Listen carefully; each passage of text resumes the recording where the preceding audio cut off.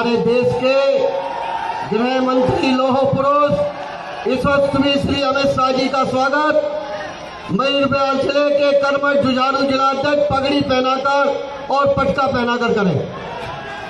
अब मैं निवेदन करूंगा हमारे चारों मंडल अध्यक्ष और पार्षद आए और फूल माला से हमारे जानदार शानदार गृह मंत्री जी का स्वागत करेंगे और जोरदार तालियां हमारे गृह मंत्री जी के लिए, जोरदार तालियां।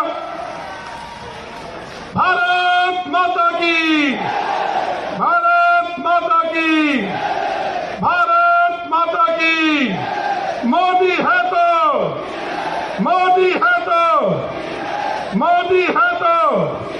अब मैं निवेदन करूंगा जिसका हमें इंतजार था, हम पिछले 4 घंटे से यहाँ बैठे हैं, हमारे जानदार हमारे शानदार गृह मंत्री जी आए और हमारा मार्गदर्शन करे आदरणीय अमित शाह जी।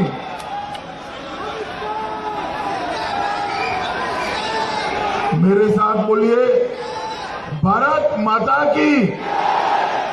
अरे भाई कौंडली वालों की आवाज को क्या हो गया, ठंड लग गई है क्या? देखिए देश भर में जो सीए का विरोध करने वाले हैं उन तक हमारी आवाज जानी चाहिए। जाएगी क्या? तो दोनों हाथ उठाइए, उठाइए दोनों हाथ। परिवर्तन के संकल्प की मुट्ठी बीचिए और प्रचंड आवाज से बोलिए भारत माता की, भारत माता की। मंच पर उपस्थित यहाँ के लोकप्रिय सांसद जिन्होंने अपने दमखम से भारत को अनेक क्रिकेट के मैच जिताए हैं, ऐसे हमारे सांसद गौतम गंभीर जी, हमारे राष्ट्रीय उपाध्यक्ष जी, हमारे लोकप्रिय प्रत्याशी श्री राजकुमार ढिल्लो जी, डॉक्टर धीरज जोशी जी, राजीव चौधरी जी, अतुल गुप्ता जी, चंचल जोशी जी, जगदीश गौतम जी, अजय गुप्ता जी, जितेंद्र जी, गुंजन नरूला जी और आज इस कार्यक्रम में आए हुए प्यारे भाइयों बहनों माताओं और मेरे जिगर के टुकड़े जैसे युवा मित्रों। मित्रों, आज मैं कोंडली विधानसभा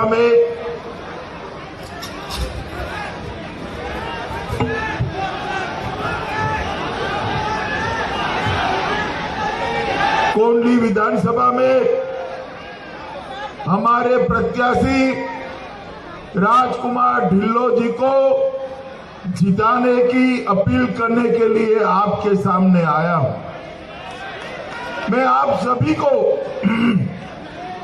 निवेदन करने आया हूं कि 8 तारीख को 10:30 बजे के पहले अपने परिवार के साथ मतदान मथक पर जाकर राजकुमार ढिल्लो के नाम के सामने कमल का निशान देखकर उस पर बटन दबाकर भारतीय जनता पार्टी की सरकार बनाने का आप हमें सहयोग करें।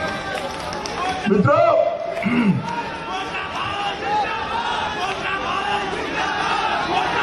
अब मोटा भाई को सुनो भाई,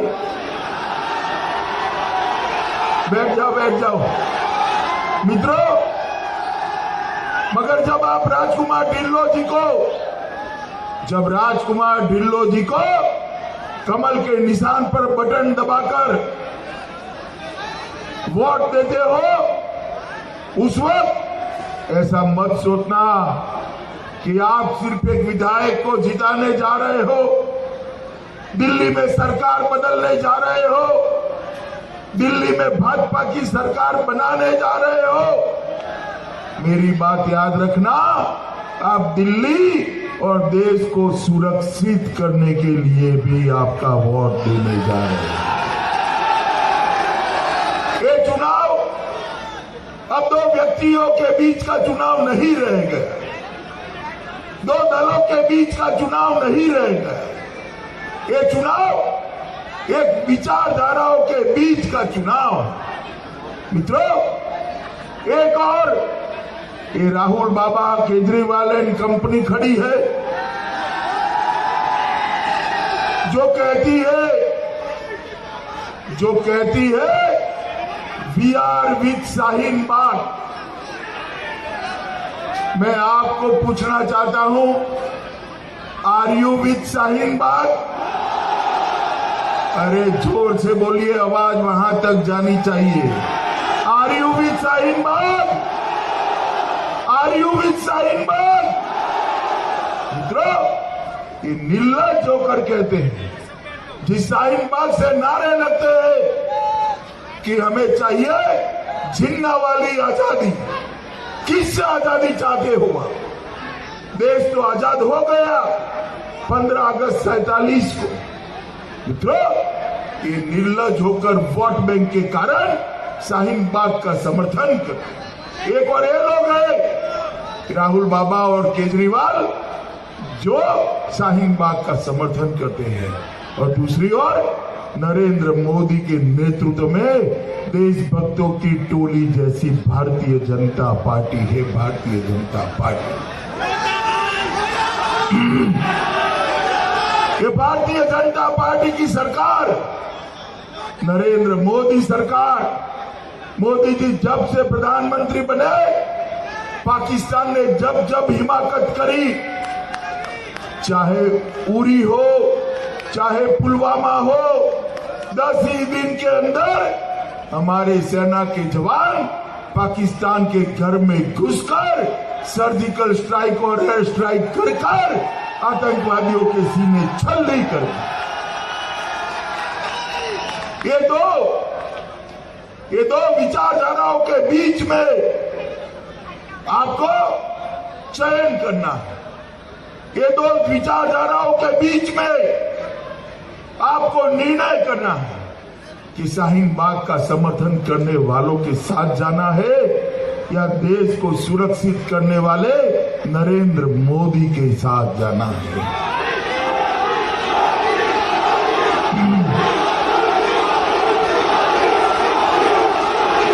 मुझे आपका फैसला मालूम है मित्रों। 11 तारीख को ये सबको झटका लगने वाला है, झटका लगने वाला है। माताओं, भाइयों, बहनों, 5 साल से केजरीवाल जी की यहां सरकार चलती है। अरे सुनो यार, अब गला बैठ गया, क्यों जोर से बुलाते हो? आवाज कम कर दो जरा। मित्रों, 5 साल से केजरीवाल जी की सरकार यहां चल रही है। मैं 13 साल का बच्चा था तब से भारतीय जनता पार्टी का कार्यकर्ता बना। 56 साल हो गए मुझे, 56 साल। अब मेरी उम्र 56 साल हो गई। कई चुनाव लड़े, लड़ाए, हारे, जीते, कई सरकारों को देखा है मैंने। सरकारों के बीच में स्पर्धा होती है, कौन शुद्ध पीने का पानी दे सकता है, कौन नई स्कूलें बना सकता है, कौन अच्छे रोड रास्ते दे सकता है, कौन एक कचरे का ढग ये पहाड़ उठाने का काम कर सकता है, कौन कॉलेज नए बना सकता है, अस्पताल नए बना सकता है, कौन इंडस्ट्रियल डेवलपमेंट कर सकता है, कौन कृषि का विकास कर सकता है। अनेक प्रकार की स्पर्धाएं होती है भाई, मगर किसी भी स्पर्धा में आपने केजरीवाल का नंबर 1 देखा है क्या? अब जोर से बोलने की बारी आई तब धीरे बोल रहे हो आप। देखा है क्या? देखा है? मित्रों, किसी भी बात में केजरीवाल का नंबर 1 नहीं है, नहीं है। अरे अन्याय मत करो बेचारे के साथ, अभी बड़ी चिंता में है वो। अन्याय मत करो, एक चीज में नंबर 1 है उसका। बताओ किस चीज में? जोर से बोलो, किस चीज में? अगर झूठ बोलने की अंतर्राष्ट्रीय स्पर्धा हो जाए तो पूरी दुनिया में केजरीवाल का नंबर 1 आ जाए, नंबर 1। मैंने इनके जितना झूठ बोलने वाला मुख्यमंत्री मेरी आयु में नहीं देखा है। नहीं तो इनका घोषणा पत्र आज मैं लेकर आया हूं, कौंडली वालों को बताने आया हूं, पूछने आया हूं। उन्होंने कहा था 1000 स्कूल बनाएंगे। मुझे बताओ भैया, कौंडली में एक भी स्कूल बनाए क्या? बनाए क्या? उन्होंने कहा था हम 50 नए न्यू ब्रांड कॉलेज बनाएंगे। एक भी कॉलेज बना है क्या? अरे केजरीवाल बाबू, आप मुझे चैलेंज दे रहे थे कि मैं आपके साथ चर्चा करने आ जाऊं। मित्रों, मैं केजरीवाल जी को चैलेंज करता हूं कि आपने अगर 50 कॉलेज बनाए हैं, एडवर्टाइज के पैसे खत्म हो गए हैं, तो गौतम गंभीर चेक भेज देगा 50 स्कूलों के एड्रेस वाला एडवर्टाइज दे दो जरा, दिल्ली की जनता को मालूम हो। उन्होंने कहा था हम 15 लाख सीसीटीवी कैमरा लगाएंगे। मित्रों, मैंने कहा अपने कैमरा नहीं लगाए तो उन्होंने ट्वीट ठोक दिया 1-2 कैमरा का फोटो निकाल कर कि देखो ये लगे हैं। तो मैंने कहा कि ठीक है भाई, 15 लाख कहा था, आपने 1.5 लाख लगाया है। तो दूसरे दिन आ गया कि अमित शाह ने किया स्वीकार, केजरीवाल ने किया विकास। तो मैंने फिर, मुझे मालूम था ऐसे ही कहेंगे, तो मैंने फिर दूसरे दिन आंकड़ा दिया कि ये 1.5 लाख में से 1.25 लाख नरेंद्र मोदी जी की ग्रांट से लगे हैं। तो आपने क्या किया भैया? क्या किया 5 साल? उन्होंने कहा था 5000 डीटीसी की बसें लाएंगे। मित्रों, नई बसें लानी थी 5000 बसें छोड़िए, जो पुरानी थी उसमें 1095 कम हो। उन्होंने कहा था बच्चियों की सुरक्षा के लिए, महिलाओं की सुरक्षा के लिए कमांडो रखेंगे। कुछ इक्का दुक्का आप पार्टी के कार्यकर्ता को कमांडो के कपड़े पहनाकर खड़ा कर दिया। आप डीटीसी में जाते हो, कहीं सच्चे कमांडो देखते हो क्या? जोर से बोलो, देखते हो क्या? देखते हो क्या? मित्रों, इन्होंने कहा था 8 लाख युवाओं को नौकरी देंगे। इतने सारे युवा खड़े हैं, मिला है किसी को नौकरी? अरे भाई, हाथ खड़ा कर कर मत बोलो, मुंह से बोलो, वरना कहेगा हाथ खड़ा कर कर हाँ कर दिया युवाओं ने अमित शाह को। ये तो इस प्रकार से प्रचार करते हैं। जरा मुंह से बताइए, हाथ मत करिए, हाथ मत करिए, वो हाथ समझ जाएंगे। जरा मुंह से बताइए, नौकरी मिला है किसी को? मिला है? उन्होंने कहा था कि सारे अस्थायी कर्मचारियों को स्थायित्व दे देंगे, किसी को नहीं दिया। उन्होंने कहा था फ्री वाईफाई देंगे। जरा कोई अपने मोबाइल में फ्री वाईफाई आता है तो बता दो। ओ पुलिस वालों, पुलिस भाइयों, सब कुछ ठीक है? आप जरा आ जाइए कोने में आ जाइए, सब ठीक है वहां।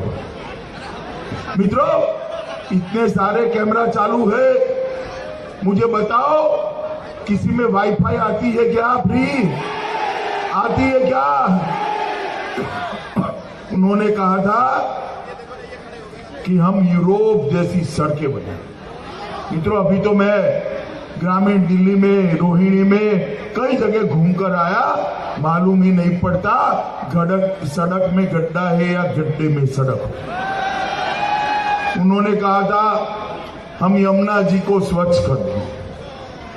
भैया केजरीवाल, अगर यमुना जी को आपने स्वच्छ किया है तो अभी 2 दिन बाकी है, 6 और 7 है ना, बाकी 2 दिन।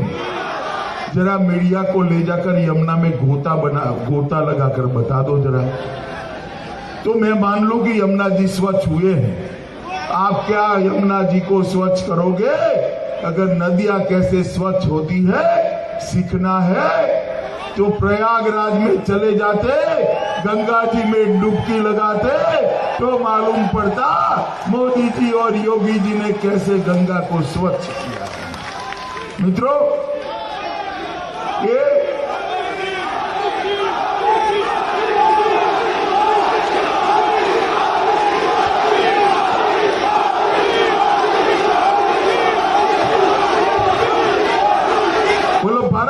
माता की। मित्रों, इन्होंने कहा था मैं चुनाव जीतूंगा, मुख्यमंत्री बनूंगा तो बच्चों की कसम है मैं सरकारी बंगला नहीं लूंगा, सरकारी गाड़ी नहीं लूंगा।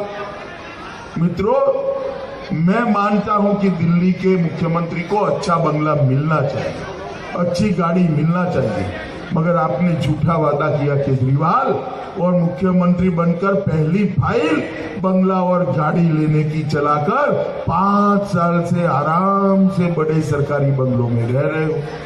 जनता को हिसाब देना चाहिए या नहीं देना चाहिए भाई? मित्रों, हमने भारतीय जनता पार्टी की मोदी सरकार ने मोदी 1 में नरेंद्र मोदी जी ने 2015 और 17 में चिट्ठी लिखी कि अनधिकृत कॉलोनियों का सूची लाइए, उनकी सरहदें डिमार्क करिए, हम उसको अधिकृत बनाना चाहते हैं। दोनों बार कहा 2 साल लगेंगे, 2 साल लगेंगे। 1919 में 2019 में आपने फिर से मोदी जी को प्रधानमंत्री बना दिया। मोदी जी फिर से प्रधानमंत्री बन गए। इस बार उनको चिट्ठी नहीं लिखा, सैटेलाइट से नक्शा तैयार कराया कि अनधिकृत कॉलोनी कहां है, और कलम के एक झटके से 1731 अनधिकृत कॉलोनियों को अधिकृत करने का काम नरेंद्र मोदी जी ने। ये 50 लाख लोगों को अच्छा जीवन जीने का, अपने घर के मालिक बनाने का काम नरेंद्र मोदी जी ने किया। नरेंद्र मोदी जी चाहते हैं कि सारी अनधिकृत कॉलोनियों के अंदर अच्छे रोड हो, स्ट्रीट लाइट हो, बागीचे हो, लाइब्रेरी हो, एक छोटा सा थिएटर बन जाए, एक अच्छा दवाखाना हो। मगर ये काम मोदी जी नहीं कर सकते, तो केजरीवाल की सरकार ने करने पड़ेंगे। अगर आप नरेंद्र मोदी सरकार बनाते हैं तो मैं आपको वादा करने जाता हूं कि जो आपकी कॉलोनी अधिकृत करी है वहां ये सारे काम भारतीय जनता पार्टी की नई सरकार कर एक अच्छा वातावरण देने का काम करेगी। मित्रों, अच्छा वातावरण देने का काम हमने कहा है कि जहां झुग्गी है वहीं अच्छा फ्लैट देंगे, जहां झुग्गी है वहां 2 कमरे का अच्छा फ्लैट देंगे। गरीब बच्चियों को कॉलेज जाने के लिए स्कूटी देंगे, गरीब बच्चियों को प्राइमरी एजुकेशन के लिए साइकिल देंगे, और गरीबों को 2 रुपया किलो गेहूं का आटा देने का काम भी बनने वाली भारतीय जनता पार्टी की सरकार है। मित्रों, मोदी जी ने मेट्रो बनाए, मेट्रो का झाला बुन दिया, फ्लाईओवर बनाए, कई हाईवे बनाए, गांव को शहरी गांव किया, और एक योजना लेकर आए मोदी जी। 50 करोड़ लोग और 10 करोड़ परिवारों को आयुष्मान भारत योजना का फायदा पहुंचाया। 5 लाख तक का सारा स्वास्थ्य का खर्चा, ऑपरेशन, हॉस्पिटलाइजेशन के ऑपरेशन के बाद का हॉस्पिटलाइजेशन, दवाइयां, टेस्ट, और घर पे भेजने के 300 रुपया अलग से 5 लाख तक का सारा खर्चा आज नरेंद्र मोदी सरकार उठा रही है। मित्रों, नरेंद्र मोदी सरकार। और मैं आपको बताना चाहता हूं,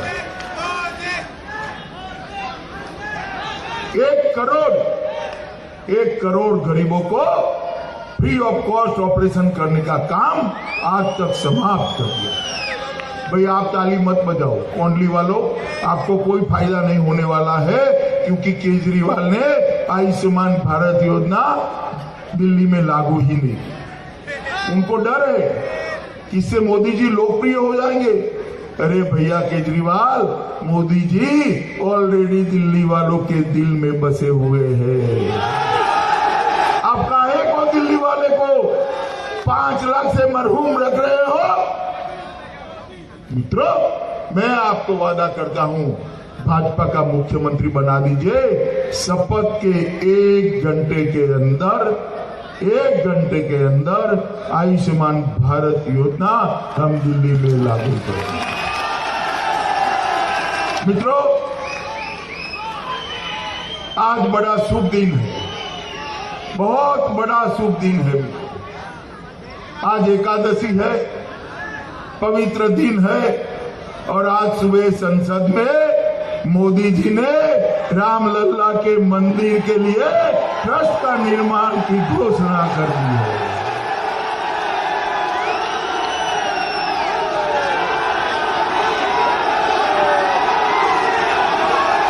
और मित्रों,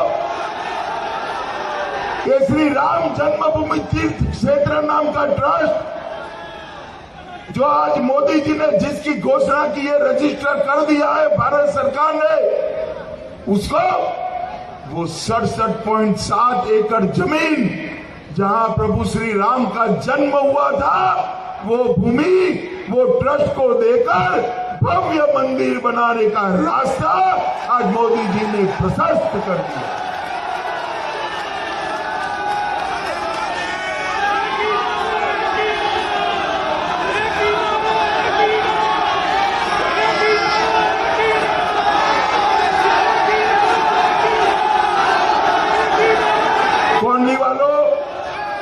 मुझे बताओ, ये अच्छा किया या बुरा किया? आप चाहते हो ना वहां भव्य राम मंदिर बने? जोर से बोलो, चाहते हो ना? तो एक कांग्रेस पार्टी और आप पार्टी रोकते थे। जब भी डेट आती थी, तारीख पे तारीख, तारीख पे तारीख, तारीख पे तारीख, तारीख पे तारीख। एक कपिल सिंबल कहते हैं, अभी ना बनाओ, अभी ना बनाओ। क्यों भैया कपिल, आपके पेट में क्या दुखता है? ये क्यों विरोध कर रहे थे? बताओ बताओ, जोर से बोलो, हाथ तो ही बताऊंगा। बताओ, ये अपनी वोट बैंक से डर रहे थे, वोट बैंक से। कौंडली वालों, आप लोग आप पार्टी की वोट बैंक हो क्या? जोर से बोलो, पीछे दूर तक खड़े, हाथ ऊपर कर खड़े, आप लोग हो क्या? कौन है भला उनकी वोट बैंक? उनकी वोट बैंक कौन है? जोर से बोलो, कौन है? और जोर से बोलो, कौन है? अरे केजरीवाल, हम नहीं डरते हैं वोट बैंक की राजनीति से। आज मोदी जी ने फैसला कर दिया, वही राम मंदिर बनेगा जहां रामलला का जन्म हुआ।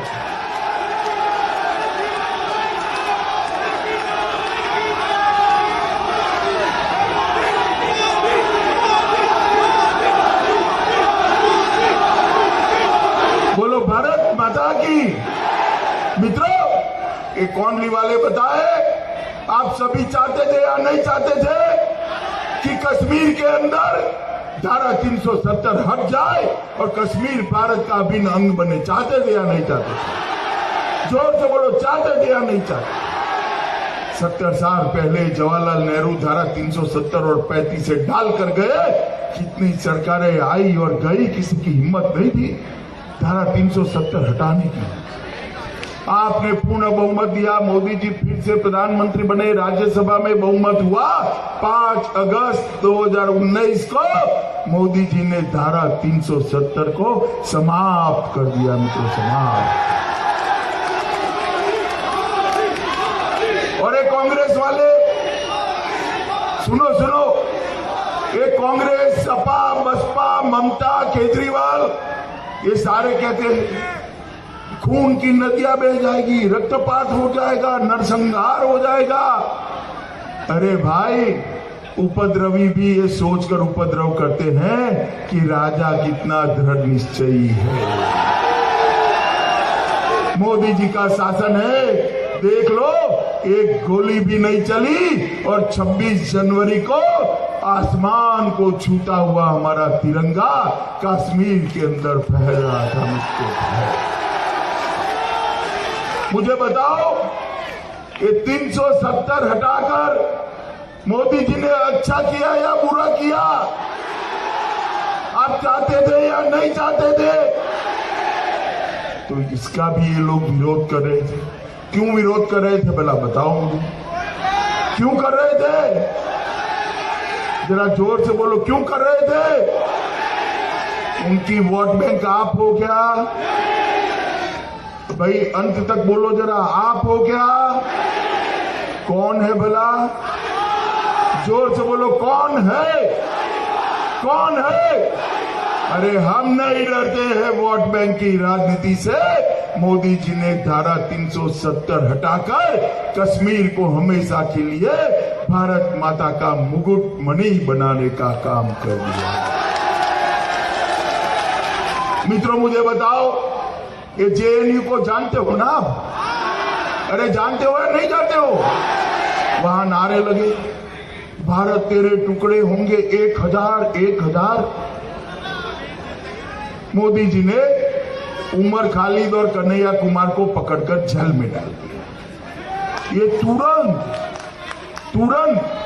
राहुल बाबा और केजरीवाल मैदान में आ गए कि उनका वाणी स्वतंत्रता का अधिकार है, क्यों परेशान कर रहे हो बच्चों को? 40-40 साल के बच्चे हैं सारे, 40-40 साल, कुछ तो 45 के हो गए। मित्रों, मैं आज यहां से राहुल बाबा और केजरीवाल को कहना चाहता हूं कि मोदी जी के शासन में वाणी स्वतंत्रता का अधिकार अबाधित। जितनी गालियां देनी है हमें दे दो, 3 दिन से दे ही रहे हो। पेट न भरे तो मेरी पार्टी को दे दो, और भी भूखो गाली बोलने की तो मेरी सरकार को दे दो, मगर भारत माता के टुकड़े करने की बात करोगे तो जेल की सलाह को पीछे। ये शर्जील इमाम, अरे सुनो भाई सुनो, अरे बटन दबाओ। मित्रों, ये शर्जील इमाम, अरे बेवकूफी बंद करो ना भैया, समझ में नहीं आ रहा है। ये शर्जील इमाम जो कहता है असम को काट कर भारत से अलग कर दो, क्यों भाई? कैसे करोगे? असम आपका है क्या?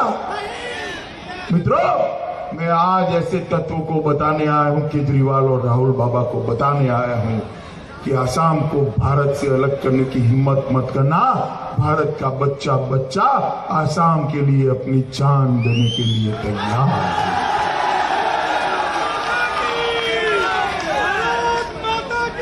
अब जैसे ही शर्जील इमाम ने स्टेटमेंट दिया, केजरीवाल ने ट्वीट ठोक दिया कि अमित शाह जी आप क्या कर रहे हो? आप राजनीति में बिजी हो, शर्जील इमाम को पकड़ लो, पकड़ना चाहिए, आप गृह मंत्री हो देश के।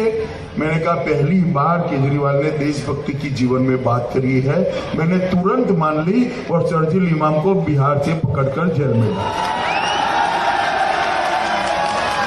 अब एक कन्हैया कुमार, उमर खालिद और शर्जील इमाम को प्रोसिक्यूशन की परमिशन देनी है। केजरीवाल जी 1.25 साल से परमिशन नहीं देते हैं। शर्जील इमाम के मामले में अभी भी हार नहीं बोल रहे, वो पूछ कर मेरा गला सूख है। क्या बताओ, इन लोगों पर केस चलाने की परमिशन दोगे या नहीं दोगे? मगर नहीं देते। आप चिंता मत करो, 11 तारीख को कमल निशान की भारतीय जनता पार्टी की सरकार बना दो। 1 बजे शपथ के तुरंत बाद 1 घंटे में इस शर्जील इमाम, उमर खालिद और कन्हैया कुमार के खिलाफ प्रोसिक्यूशन की परमिशन भारतीय जनता पार्टी की।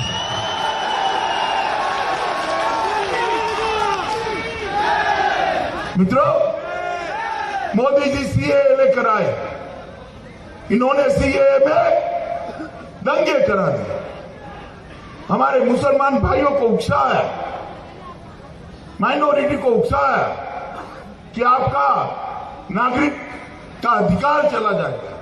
मैं आज स्पष्टता करने आया हूं, सीएए में किसी की नागरिकता लेने का प्रावधान ही नहीं है, नागरिकता देने का प्रावधान है। किसी भी भारत के मुसलमान की नागरिकता जाने वाली नहीं। परंतु इन्होंने दंगे करे। आज मैं कौंडली वालों को बताने आया कि सीएए क्या है।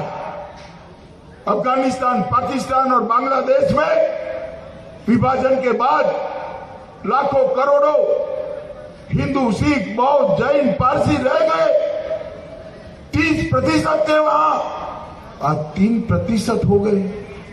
30% से कम होकर 3% कहां गए? या तो मार दिए गए, या धर्म परिवर्तन करा गया, या तो वो भारत में आ गए। छोटी छोटी बच्चियों के साथ परिवार के सामने बलात्कार किया गया।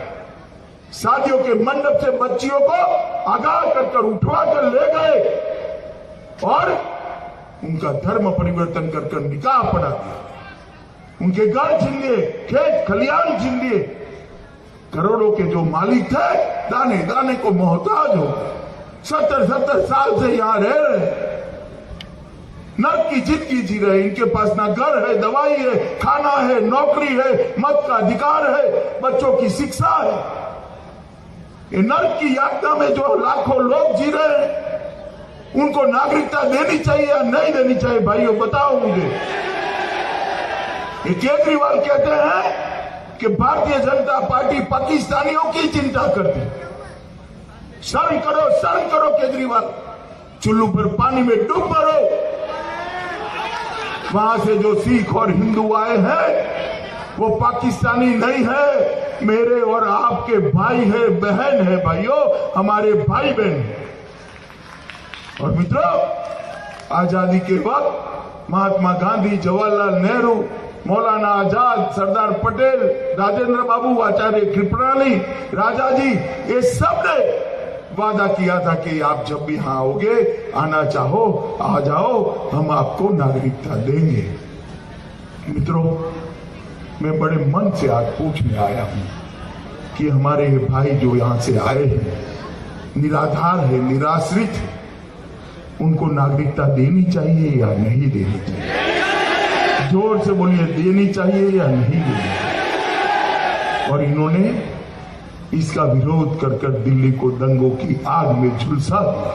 बसें जला दी, मोटरें जला दी, मोटरसाइकिल जला दी। इन लोगों के हाथ में दिल्ली सलामत है क्या? जोर से बोलो जरा, सलामत है क्या? मित्रों, भारतीय जनता पार्टी के नेता नरेंद्र मोदी जी और हमारी सरकार ने सोच समझकर निर्णय दिया है। आपको जितना विरोध करना है वो कर दो केजरीवाल जी। हम अटल है कि हमारे जो हिंदू और सिख भाई आए हैं उनको हम नागरिकता भी देंगे, गले से भी लगाएंगे और उनको सम्मान भी देने वाले हैं। सम्मान भी देंगे। क्यों विरोध करें? मुझे बताओ, ये सीएए का विरोध क्यों कर रहे हैं? जरा बताओ, क्यों कर रहे हैं? उनकी वोट बैंक के कारण कर रहे हैं, वोट बैंक के डर से कर रहे हैं। उनकी वोट बैंक आप हो क्या? जरा जोर से बोलो, आप हो क्या? अरे कौनली वालों, आप पार्टी की वोट बैंक आप लोग हो? कौन है? सुनाई नहीं पड़ता है। जोर से बोलो, कौन है? और जोर से बोलो, कौन है? मित्रों, ये लोग दिल्ली और देश को सुरक्षित नहीं रख सकते। और मुझे तो कई बार आश्चर्य होता है कि धारा 370 हटाते हैं तो केजरीवाल, राहुल बाबा और इमरान खान एक समान स्टेटमेंट। राम मंदिर बनाते हैं तो केजरीवाल, राहुल बाबा, इमरान खान एक समान स्टेटमेंट। ये शर्जील इमाम और उमर खालिद को जेल में डालते हैं, केजरीवाल, राहुल बाबा, इमरान खान एक समान स्टेटमेंट। सीएए लाते हैं, राहुल बाबा, केजरीवाल और इमरान खान एक समान स्टेटमेंट। मेरी तो समझ में ही नहीं आता कि केजरीवाल, राहुल बाबा और इमरान खान के बीच में रिश्ता क्या है।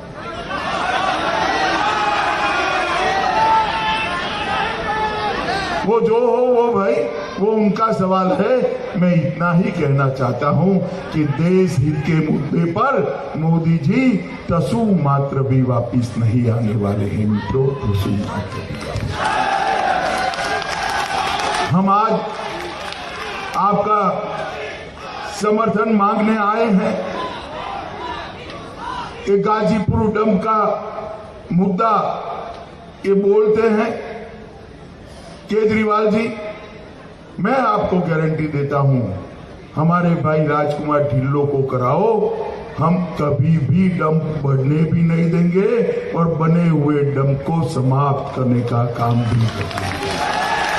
गौतम गंभीर ने इसकी शुरुआत की है और सीवर की भी जो समस्या है दुर्गा पार्क और वसुंधरा इंक्लेव के अंदर, इस सबको भी हम अलग से एड्रेस कर इसका रास्ता निश्चित निकालेंगे। परंतु मित्रों, जैसा मैंने कहा, ये चुनाव देश की सुरक्षा के साथ जुड़ा हुआ है, दिल्ली की सुरक्षा के साथ जुड़ा हुआ है, दो विचारधाराओं के बीच का चुनाव है। मैं प्रतीक्षा कर रहा हूं कि कौनली वाले कौन सी विचारधारा के साथ जुड़ने वाले हैं। मुझे बताओ भाई, आप भारतीय जनता पार्टी का समर्थन करोगे क्या? जोर से बोलो, करोगे क्या? हमारे राजकुमार ढिल्लों को जिताओगे क्या? गौतम गंभीर के हाथ मजबूत करोगे क्या? मोदी जी के हाथ मजबूत करोगे क्या? कमल के निशान पर बटन दबाओगे क्या? देखो भाई, कमल के निशान पर बटन जरूर दबाना, मगर इतने गुस्से से दबाना कि बटन कौंडली में दबे, करंट